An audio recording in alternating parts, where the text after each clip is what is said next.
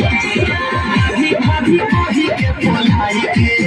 हमके मीठी मीठी बात में फसाई के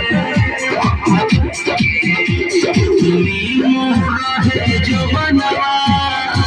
दबिया नार कोइले बा नीमो रहे जो बनवा दबिया नार कोइले बा हम ना छिनार रहनी देवरे छिनार कोइले बा हम ना छिनार रहनी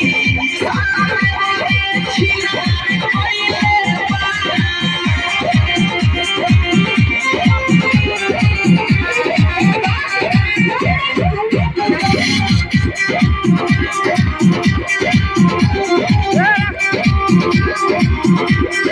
ऐसा नया मिला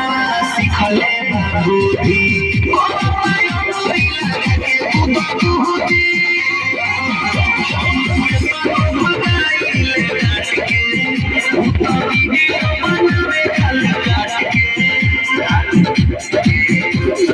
बोला मुता के हम पूरा अन्हार कइले बा के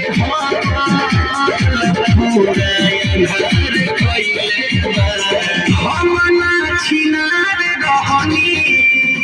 देवरे छिनार कइले बा हम ना छिनार रहनी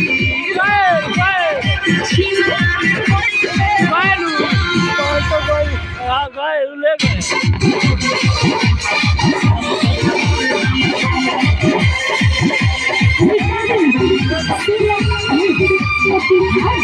What?